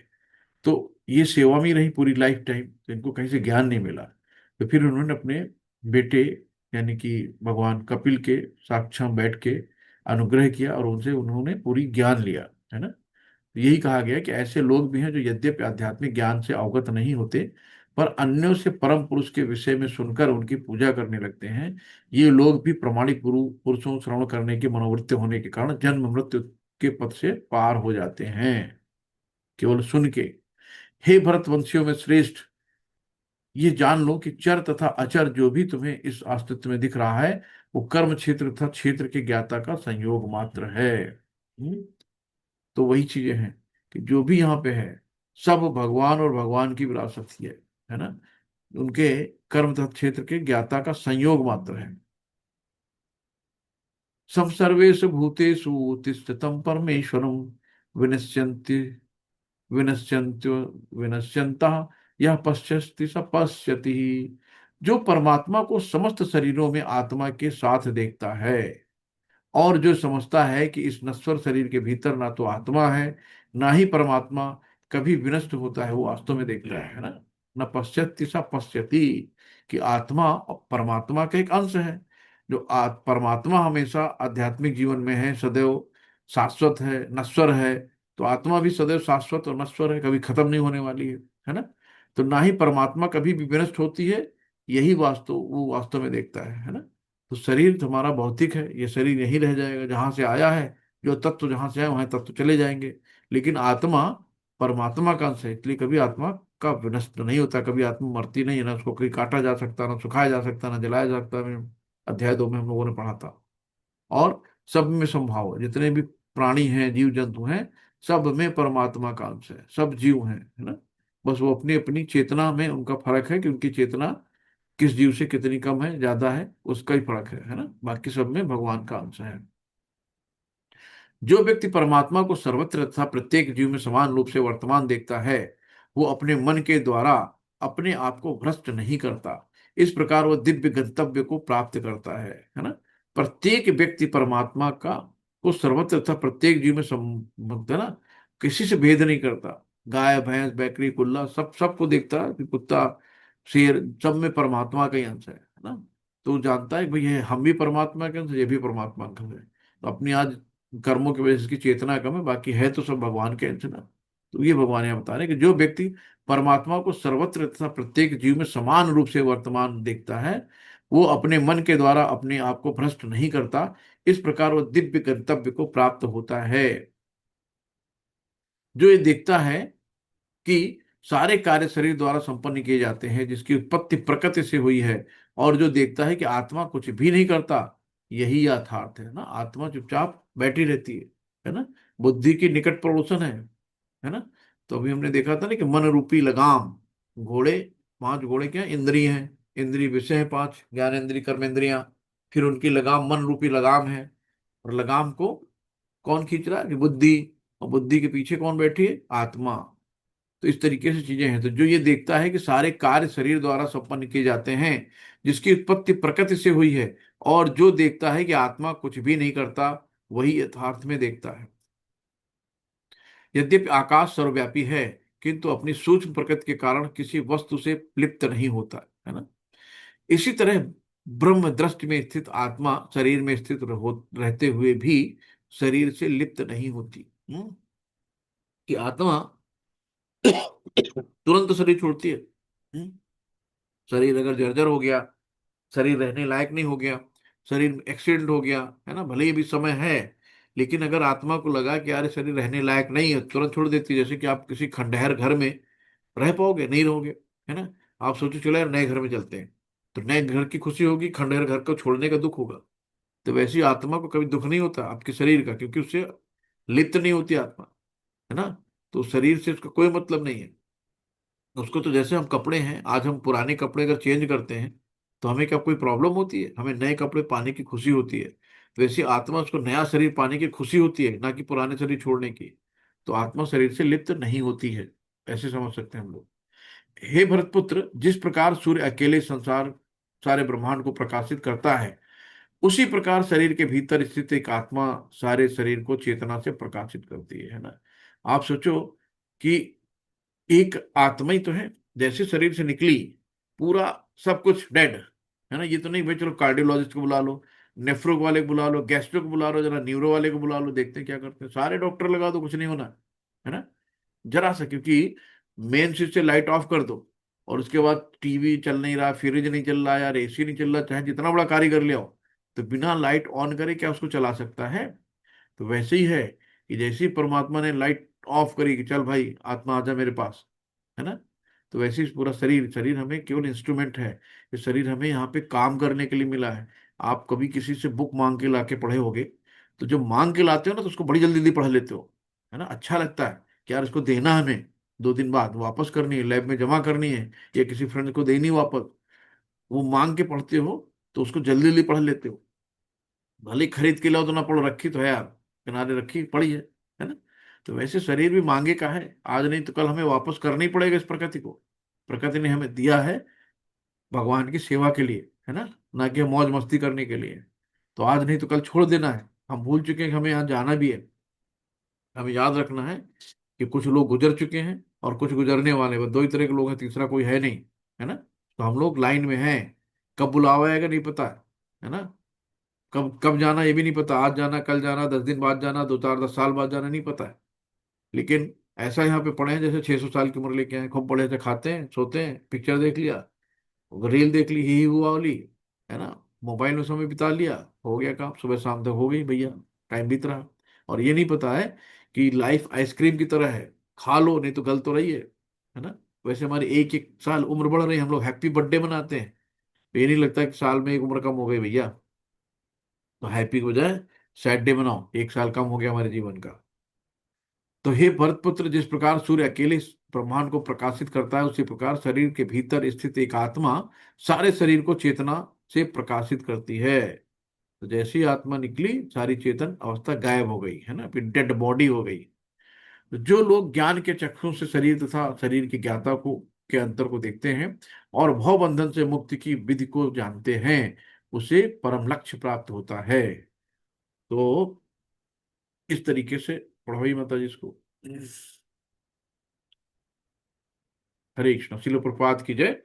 तो प्रपात जी लिखते हैं यहाँ पे कुछ अच्छी चीजें, तो हम लोग उसको पढ़ लेते हैं। और और अच्छे से हम लोग समझेंगे सेकंड जब लेवल चलेगा, तो एक एक श्लोक पढ़ेंगे अच्छे से और इसको समझेंगे। ये थोड़ा सा एक बार में नहीं समझ में आता है। हरे कृष्णा, कोई पढ़ना चाहेगा? हरे कृष्ण प्रभु जी पढ़ू। हाँ पढ़िए बताइए। इस 13वें अध्याय का तात्पर्य यही है कि मनुष्य को शरीर शरीर के स्वामी तथा परमात्मा के अंतर को समझना चाहिए। उसे श्लोक 9 से लेकर 12 तक वर्णित मुक्ति की विधि को जानना चाहिए, तभी वह परम गति को प्राप्त हो सकता है। श्रद्धालु को बाबू जी, ये आगे श्रद्धालु हाँ, को चाहिए कि भी सर्वप्रथम ईश्वर का श्रवण करने के लिए सत्संगति करे और धीरे धीरे प्रबुद्ध बने। यदि गुरु स्वीकार कर लिया जाए तो पदार्थ तथा आत्मा के अंतर को समझा जा सकता है। वहीं अग्रिम आत्म साक्षार आगे हो गया क्या? आत्म साक्षार के लिए शुभारंभ बन जाता है। गुरु अनेक प्रकार के उपदेशों से अपने शिष्य को देह बुद्धि से मुक्त होने की शिक्षा देता है। मनुष्य को शिक्षा देता है। उदाहरण। उदाहरण है, भगवत गीता में कृष्ण अर्जुन को भौतिक बातों से मुक्त होने के लिए शिक्षा देते हैं। मनुष्य को तो समझ सकता है कि ये शरीर पदार्थ है, इसे 24 तत्वों से विलेशित किया जा सकता है। जीवन के लक्षण इन्हीं तत्वों की अंत क्रिया विकार है, किंतु इनसे ऊपर आत्मा और परमात्मा है। आत्मा परमात्मा दो हैं। ये भौतिक जगत आत्मा 24 तत्वों के संयोग से कार्यशील है। मनुष्य को चाहिए कि गुरु की सहायता से इस अध्याय को भली भांति समझे। हरि बोल, है ना। तो ये भली भांत समझना है इसको। थोड़ा सा टिपिकल लगता है, पूरे गीता में 13वां अध्याय थोड़ा सा एक बार में नहीं समझ में आता, इसको बार बार पढ़ना होता है ना। तो ये 24 तत्वों का संयोग है ना। 24 तत्व भी हम लोगों ने देखे थे, जिसमें अलग अलग चीजें थी। और क्या है कि पदार्थ और आत्मा, पदार्थ क्या है, जो भौतिक चीजें हैं वो पदार्थ है ना। आत्मा आध्यात्मिक है। तो इनका संयोग है, भौतिक का और आध्यात्मिक का, है ना। परा और अपरा का संयोग है। ये हमें पीछे हम लोग पढ़ चुके हैं। ये समझना है। आत्मा तथा परमात्मा दो हैं। ये भौतिक जगत आत्मा तथा 24 तत्वों का संयोग से कार्यशील है। मनुष्य को चाहिए कि गुरु की सहायता से इसको समझे, है ना। तो ये भौतिक जगत ये जो संपूर्ण भौतिक जगत है, इसकी रचना को आत्मा तथा तत्वों के संयोग से हुई मानता है और परमात्मा की स्थिति को भी देखता है। वही वैकुंठ लोक जाने का अधिकारी बन पाता है। ये बातें चिंतन तथा साक्षात्कार की हैं, है ना। तो इस तरीके से अध्याय 13 खत्म होता है। और कोई हमसे त्रुटि हो उसके लिए क्षमा। किसी को कोई सुझाव हो तो स्वागत है। और किसी का कोई क्वेश्चन है तो आप लोग कर सकते हैं। हरे कृष्णा, सभी को धन्यवाद प्रणाम। हरे कृष्णा। हरे कृष्णा प्रभु जी, दंडवत प्रणाम। हरे कृष्णा, हरे कृष्णा। हरे कृष्ण प्रभु जी, धन्यवाद प्रणाम प्रभु जी। हरे हरे कृष्ण। कृष्णा, बहुत हरे। सुंदर, आज हमारा 13वां अध्याय अभी संपन्न हुआ है। आप लोगों को कैसा लगा अध्याय? के फीडबैक है या किसी तरीके का कोई क्वेश्चन है तो प्रभु जी से पूछ लेंगे, हैंड रेज करेंगे प्लीज। हरे कृष्ण। अभिव्यक्ति है प्रभु जी आपकी, हरे नमन है आपको। हरे कृष्ण दौड़ प्रभु, हरे कृष्णा। कोई और प्रभु जी। कुछ है? हाँ बोलिए प्रभु प्रभु जी, जी। प्रभु जी, ब्रह्म प्रभु प्रकाश जी, जी। आत्मा और परमात्मा हाँ। ये कभी विलय होते हैं क्या आपस में? आत्मा और परमात्मा मतलब, अंत समय क्या विलय होते हैं? परमात्मा जो है, परमात्मा का ही के अंश है। आत्मा विलय नहीं होते जी हैं। पिता पुत्र विलय हो जाते हैं क्या कभी? है ना। नहीं। तो भगवान का एक अंश है, जैसे शरीर का अंग एक हाथ है ना। तो हाथ अगर अलग है तो कोई काम का नहीं है, तो काम का है। तो हम परमात्मा को भूल के यहाँ पे आज रो रहे हैं बैठ के, यहाँ कोई सुख नहीं है ना। तो हम परमात्मा के साथ रह सकते हैं। परमात्मा का संग, परमात्मा के अंदर विलय नहीं होना है ना। तो हमें क्या करना है कि यहाँ से भगवत धाम जाना है, यहाँ से मुक्ति लेनी है। अच्छे से अपने तीनों गुणों से परे जाना है, सतोगुणी रजोगुणी तमोगुणी। अगर हम सतोगुणी में भी हैं कि हम बहुत अच्छे इंसान हैं, बहुत सत्संगी हैं, बहुत नेक हैं, मुझे बहुत ज्ञान है, वो भी बंधन का कारण है। तो हमें तीनों गुणों से ऊपर उठना है। और ऊपर उठ के हमें गोलोक वृंदावन धाम जाना है। वहां भगवान का, वहां भी भगवान की सेवा करनी, भगवान की तरह आपको शरीर मिल जाएगा। भगवान की तरह आपको सारी सुख सुविधाएं मिल जाएंगी। भगवान की तरह आपको ऐश्वर्य मिल जाएगा। लेकिन भगवान भगवान रहेंगे, है ना? पे अंतर सिर्फ होता है कि उनको कौस्तुभ मणि होती है। बाकी सब कुछ वहां पे गोलोक वृंदावन में ऐसे ही रहता है। आपकी वाणी सार्थक हो प्रभु जी, हम हरि लोग बोल। धन्य हो जाए। जी प्रभु जी, आप हरे हमारे ननिहाल के हैं। फिरोजाबाद में मेरा ननिहाल है। कृष्णा प्रभु जी, दंडवत हरे प्रणाम। कृष्णा, दंड प्रणाम प्रभु जी। कहाँ रहते हैं प्रभु जी? आजकल दिखाई नहीं दे रहे हैं। प्रभु जी, एक जिज्ञासा थी कि हरि जैसे बोल जी प्रभु जी, जी प्रभु जी। किसी का आवाज आ विदेंद्र बस एक मिनट प्रभु जी, किनका है आप लोग में जिनका भी मोबाइल जो क्वेश्चन कर रहे हैं उनके अलावा, तो आप लोग अपना मोबाइल, सॉरी, म्यूट पे रखेंगे अपना माइक जो है। वीरेंद्र दत्त प्रभु जी का है शायद। हाँ अब हो गया ठीक। प्रभु जी। जी, एक जिज्ञासा ये थी जी कि प्रभु। जैसे हमने गीता से जाना कि भगवान हमारे विभु आत्मा है हम्म। और हम लोग अणु आत्मा हुआ है, तो। जी। और हम लोग के हृदय में भगवान रहते हैं, है ना। जी। चलो क्षीरोदाय, दक्षिण। क्षीरोदाय विष्णु के रूप में, ठीक है। जी प्रभु। तो जिज्ञासा प्रभु जी यही है कि जैसे हार्ट ट्रांसप्लांटेशन होता है हम्म। तो उस समय हमारे हृदय से ये मतलब कहाँ, ये मतलब क्या स्थान चला जाता है हम्म प्रभु का, हम्म भगवान का, वो जी किस स्थान पे रहती का कौन कारण? शरीर से बाहर तो जाएगी तो हम मर जाएंगे, है ना? हम्म क्योंकि आत्मा का लक्षण चेतना है कि नहीं? हम्म, तो यही ये पूछना था कि हृदय में जब ऑपरेशन होता है जी तो उस समय इसका स्थान कहाँ कहाँ होता है? पर रहता है? क्या क्वेश्चन पूछा, वाह वाह प्रभु जी, वाह वाह। कौन इसका आंसर देगा? कोई अटेम्प्ट कर सकता है प्रभु जी के क्वेश्चन का? प्रभु जी कह रहे हैं कि आत्मा में परमात्मा, हृदय में परमात्मा का वास है, और हृदय ट्रांसप्लांट हो गया तो परमात्मा भी साथ में चला गया। नहीं, उस समय ऑपरेशन के समय हाँ हमारे आत्मा का स्थिति शरीर में किस जगह रहती है? क्योंकि यदि प्रभु जी वो निकल तो गई चेतना आत्मा के रूप तो में है। हम मर गए। हाँ। चेतना पकड़ेगी। एक एक शरीर करके में जो बोलेंगे। चेतना होती है वो आत्मा ही तो, आत्मा की जी वजह से चेतना शून्य हो बड़े जाएगा शरीर से, आत्मा नहीं। नहीं, ये तो मालूम है कि आत्मा निकल गई तो आत्मा का लक्षण चेतना है, और चेतना निकल गई तो हम मर ही गए फिर बिल्कुल। जिस शरीर को रहेगी तो कौन वो चला रहा है शरीर प्रभु में ही, जी? लेकिन कोई कोई शरीर में किस स्थान कोई पर अटेम्प्ट, चली कोई जाती? इस क्वेश्चन को अटेम्प्ट करेगा? शरीर में होती है प्रभु जी, पूरे शरीर में प्रभु जी होती है।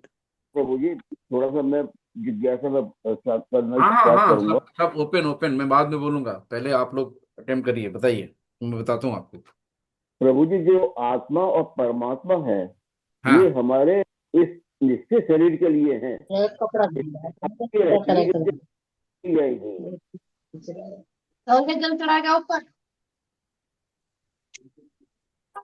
जी। चाहे और कोई? ऑपरेशन हो, चाहे ट्रांसप्लांटेशन हो, कुछ भी हो, लेकिन हम्म ये आत्मा और परमात्मा एक साथ ही रहेंगे, उसी शरीर और निश्चित शरीर के साथ रहेंगे जिसके साथ में ये आए हुए हैं। जी हरे जी, कृष्ण। हरी बोल हरी बोल। और कोई? प्रभु जी परमात्मा तो है, वो सर्वव्यापी हैं, जी सब जगह हैं, हर शरीर जी में हैं, वो तो बिल्कुल। हमेशा रहेंगे। जी जी जी शरीर चेतना जब खत्म हो जाएगी तो शरीर में चेतना चली जाएगी तो शरीर मृत हो जाएगा। परमात्मा भी जो है वो तो रहेंगे ही। नहीं, हम ये नहीं कह रहे कि नहीं परमात्मा है, रहेंगे। आत्मा है और रहेगी। हमारा प्रश्न के आप समझ नहीं पाए। हम चलिए ये नहीं प्रभु जी, कह मैं रहे कि आता नहीं हूँ, मैं रहेंगे। आता हूँ, मैं आपके क्वेश्चन पे आता हूँ। जैसे इस शरीर क्या है? एक इंस्ट्रूमेंट है। शरीर को बिल्कुल। कौन ड्राइव कर रहा है? आत्मा। आत्मा। आपने कार खरीदी, उस कार का ड्राइवर मान लो बीमार हो गया, तो आपने जी। दूसरे ड्राइवर को हायर कर लिया, तो कार पे कोई फर्क पड़ा क्या प्रभु जी? नहीं। तो अगर हमारा शरीर बीमार है और हम्म, कहीं कोई प्रॉब्लम हो रही है, तो हमने अगर कोई दूसरा ड्राइवर हायर कर लिया तो कोई फर्क पड़ेगा क्या? और नहीं। आत्मा क्या? आत्मा इतनी सूक्ष्म है, आत्मा एक एनर्जी है ना? कोई बिल्कुल। आत्मा का देह तो है नहीं कि वो एकदम लंबे डंडे की तरह है, गोल है, मटोल है, ऐसे बैठी हूं अंदर जाके, है ना? हम्म, ऐसे ही है कि जैसे ड्राइवर आपका बीमार हो गया या हम्म, उसको घायल हो गया, एक्सीडेंट हो गया, तो आपने दूसरा ड्राइवर हाई करके उस गाड़ी को आगे चला दिया। तो हम्म, ये आप बता रहे हो ना, शरीर क्या है? कार है। और शरीर को हम्म, चला कौन रहा है? आत्मा। ड्राइवर आत्मा है। तो अगर हम्म, उसमें आपको लग रहा है कि उसका हार्ट ट्रांसप्लांट हो गया, कुछ भी हो गया, बीमार था, तो क्या दूसरे ड्राइवर अगर चलाएगा तो कार नहीं चलेगी क्या? तो वो भी तो एक एनर्जी, मतलब उसके अंदर भी तो जीवन है ना। बात समझ रहे नहीं, हैं प्रभु जी? मेरा मेरा आपकी। ये कहना था कि वो स्थान परिवर्तन जैसे हृदय में करते, हृदय में रहती है, हार्ट में, हम्म हार्ट का कार्य हो रहा है, तो वो हार्ट के अलावा शरीर में किस किस जगह वो मतलब ट्रांसप्लांट, वो मतलब हो रहती है आत्मा वो उस समय? सुपरफिशियली एक एनर्जी है। हार्ट, हार्ट मतलब हार्ट, एक कहा ना हृदय में रहते हैं, है ना? हृदय सबसे कीमती चीज मानी गई है, हृदय में हम्म, रहते हैं। कुछ लोग जैसे ब्रह्मा कुमारी में आप जाओगे, तो कुछ लोग कहते हैं आत्मा तीन मस्तिष्क के बीच सेंटीमीटर में। अंदर मस्तिष्क के बीच में है। कुछ लोग हम्म, कहते हैं कि 4 फिंगर एबव है ना? हम्म, आपकी चोटी है वहां से 4 फिंगर एबव है, क्योंकि शरीर नश्वर है, शरीर हम्म, अछूत है, आत्मा पवित्र है, तो शरीर के अंदर नहीं रहती। अलग अलग लोगों की धारणाएं हैं, है ना? मैंने हम्म, 3 तरह से अलग अलग चीजों को देखा एक बोलते हैं कि 4 फिंगर एबव है आत्मा, और ऊपर से एनर्जी देती है। जैसे हम्म, लोटस कमल है ना, कमल की पंखुड़ियां, तो हाँ कमल की पंखुड़ियों पे जो एनर्जी पड़ रही है ना, जब वो एनर्जी जी, बंद हो जाती है, यानी कि अगर इलेक्ट्रिसिटी बाहर से आपने स्विच ऑफ कर दिया तो सारे हम्म, इंस्ट्रूमेंट यहाँ के बंद हो जाएंगे, है ना। तो वैसे हम्म, जैसे आत्मा छोड़ती शरीर को, ये शरीर बेकार हो गया, यानी हम्म, लाइट कनेक्शन कटा, सब बेकार, है ना। कुछ लोग कहते हैं कि यहाँ पे पिट्यूटरी ग्लैंड होती, स्मॉलेस्ट ग्लैंड होती, मास्टर ग्लैंड कहते हैं उसको। तो जब हम्म, उसका हायर सीटी स्कैन कराते हैं, HRCT, तो एक हम्म, चमकती हुई दिखती पिट्यूटरी ग्लैंड। लेकिन अगर डेड बॉडी कराते हैं तो चमकती हुई नहीं दिखती, यानी कि आत्मा चली गई, है ना, हम्म, वो कहाँ है, बरकटे के बीच में रहती है। शास्त्रों में है कि आत्मा परमात्मा दोनों हमारे हृदय में रहते हैं। तो हम्म, हृदय में रहते हैं, यानी कि हृदय के अंदर नहीं रहते, हम्म, हृदय में रहते हैं। यानी कि गाड़ी आपका शरीर है, आप मान लो कि हाँ शरीर इंस्ट्रूमेंट है, गाड़ी की तरह है। गाड़ी को चला कौन रहा है, ड्राइवर, यानी ड्राइवर हमारी कौन है, आत्मा है। तो अगर हम्म। ड्राइवर बीमार है तो क्या दूसरा ड्राइवर लगाओ तो गाड़ी नहीं चलेगी क्या? इतना सा सवाल है प्रभु जी, उसमें कोई फर्क पड़ेगा? वो प्रभु जी। स्थान, वो प्रभुपाद जी से यही बात एक जने ने पूछी थी, तो हाँ। उन्होंने ये उत्तर दिया था कि जिस तरह टूटी कुर्सी में हम लोग नहीं बैठते, हम्म। उस वो नई नई कुर्सी में बैठते हैं, तो हम्म। उस समय आत्मा हमारे वहाँ मस्तिष्क में बीच में चली जाती है, उस टाइम के पीरियड में, जिस समय हमारे हार्ट ट्रांसप्लांटेशन हो रहा होता है। निकल हम्म। तो नहीं जाती है, निकलेगी तो हम मर ही गए, हम्म। लेकिन उसकी स्थिति आत्मा की उस समय, वो मतलब हार्ट की जगह वो हमारे ये प्रभु मतलब जी मैंने दिमाग पढ़ा में। नहीं है, पढ़ा नहीं है। कहाँ हरे कहीं भी कृष्ण अगर प्रभु आपने जी। पढ़ा हो तो हमें भेजिएगा इसको। हरे ये कृष्ण प्रश्न प्रभु जी। हरे ये कृष्ण जी, प्रश्न बताइए। हाँ, पूछा गया था। इसी से रिलेटेड एक लेक्चर में माता जी के मैंने सुना था प्रभु जी जी कि जी। जैसे प्रभु जी चेयर वाला बोल रहे हैं ना, तो क्या म्यूजिकल चेयर जैसा आप खेलते हैं ना बच्चे, हाँ जब भी हाँ, एक चेयर से उठ के दूसरे चेयर में बैठते बिल्कुल हैं, बिल्कुल। तो जैसे जो चेतना जो है, जो आत्मा जो है प्राण के थ्रू, जो वायु के थ्रू मतलब बॉडी में विचरण हाँ करती हाँ है, हाँ तो जब भी हाँ, वो ट्रांसप्लांट के जैसे वो पार्ट हमारा भी काम नहीं कर रहा है, तो थोड़े मतलब उसका स्थान चेंज हो जाता है शरीर में ही, और जब भी हम्म, जब ट्रांसप्लांट होता है, नया हृदय आता है लगता है, तभी मतलब वो तो क्योंकि वायु में ही है हमारी जो चेतना हम्म, है, वो शक्ति जो है, प्राणवायु। तो उस तरीके से ऐसा एक कॉन्सेप्ट है प्रभु जी, जो प्रभु जी बोलना चाह रहे हैं उससे रिलेटेड मैंने किसी और लेक्चर में बिल्कुल सुना था बिल्कुल, प्रभु वही जी। वही मैं कह रहा हूँ हरे माता जी। कृष्ण। मान बाय द वे कोई अगर बीमार है, ड्राइवर आपका बीमार हो गया, क्या पार्ट टाइम के लिए दूसरा ड्राइवर हायर नहीं करते हम लोग? हाँ तो हाँ जी प्रभु जी, उसी है ना, दूसरे तो तरीके से ही, हाँ वैसा बस ही है वो। बात वही है ना, कि भाई उस समय वो छोड़ के नहीं चला गया, क्योंकि ड्राइवर नहीं तो कार नहीं बेकार हो जाएगी, है ना। तो टाइम बीइंग के लिए आपने दूसरा ड्राइवर हायर कर दिया, जब वो स्वस्थ हो गया तो फिर से अपनी अपनी पोजीशन ले लेगा, तो उसको हमने नौकरी से थोड़ी निकाल दिया परमानेंट के लिए। तो ये चीजें हैं कि वो चीजें रहती हैं, आपका शरीर इंस्ट्रूमेंट सब काम कर रहा है, सब कुछ कर रहा है, तो बस क्षणिक के लिए स्थान परिवर्तन हुआ है, बस और कुछ नहीं हुआ। हाँ, वही स्थान परिवर्तन मस्तिष्क में बताया प्रभुपाद जी ने कि हाँ मस्तिष्क ये, में चली जाती है उस समय। वो प्रभु जी आप साइंस ऑफ सेल्फ रियलाइजेशन जो बुक है, आप नहीं, वो तो सब पढ़े हुए है हैं ना, माता जी। उसमें कभी आप पढ़ें तो पहले दूसरे चैप्टर में कुछ उस हम्म, तरीके का वर्णन है उसमें। अच्छा। तो आप प्रभुपाद जी हम्म। ने मतलब जो उनकी पुस्तक है, हिंदी में मुझे हाँ नाम याद उसको नहीं आ रहा व्हाट्सएप प्रभु कर जी। दीजिएगा माता जी, फोटो खींच के देख लेंगे, है क्या लिखा है। जी। प्रभुपाद जी ने वही मतलब बताया था कि जिस तरह टूटी कुर्सी में हम नहीं बैठते हैं, तो हम्म। उस समय हार्ट से निकल के वो हार्ट की जगह अपना स्थान परिवर्तन मस्तिष्क के बीच में चली जाती है ना। तो वही मैं ये मुझे नहीं पूछना पता, चाह मैं रहा था। कि मस्तिष्क के बीच में कैसे, कहाँ लिखा है, क्या लिखा है, मैंने पढ़ा नहीं, आपने सुना है, पढ़ा है?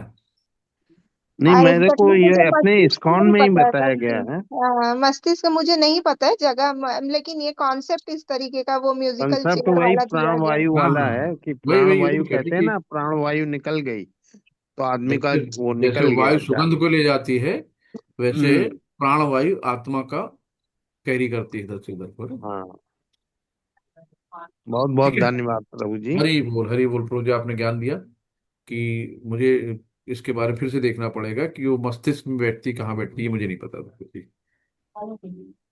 मुझे हरे इतना ही पता कृष्णा। है कि भाई ड्राइवर बीमार हो गया या ड्राइवर एक्सीडेंट हो गया, तो उस कार को चलाने के लिए हम दूसरा ड्राइवर हायर कर लेते हैं, है ना, हायर कार कर चला, लो तो।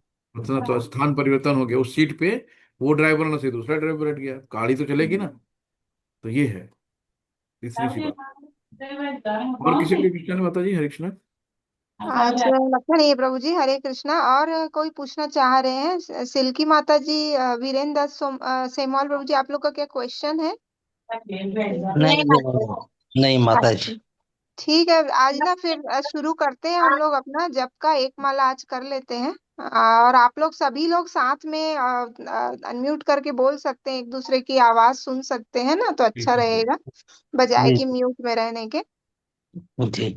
हरे कृष्णा। मैं बोलती हूँ। जय श्री कृष्ण चैतन्य प्रभु नित्यानंद श्री अद्वैत गदाधर श्रीवासादि गौर भक्त वृंद। आप लोगों के पास जिनके भी पास माला है वो माला कर लेंगे और फिर लीव कर तो मैं सकते हैं। हरे कृष्ण। नाम मंत्र बोल लेता हूँ, माता जी। वांछा जी। कल्पतरुभ्यश्च कृपा सिंधु एव च पतिता नाम पावनेभ्यो वैष्णवेभ्यो नमः। अनंत कोटि वैष्णव बंदी की जय, शिल प्रभुपाद की जय, गुरु महाराज जी की जय हो, सभी उपस्थिति भक्त वृंद की जय हो। हरे कृष्णा कृष्णा कृष्णा कृष्णा कृष्णा हरे हरे हरे, हरे, हरे हरे राम हरे राम राम राम हरे हरे, हरे हरे। हरे हरे कृष्णा कृष्णा कृष्णा हरे हरे, हरे हरे हरे, राम हरे राम राम राम हरे राम हरे, राम हरे हरे कृष्णा हरे, हरे कृष्णा कृष्णा कृष्णा हरे हरे, हरे कृष्णा राम हरे राम हरे, राम हरे हरे राम हरे। राम हरे हरे। सभी भक्तों को प्रणाम। अब हम लोग एक एक माला कर लेंगे, ठीक है ना। हरे हरे, हरे हरे कृष्ण कृष्ण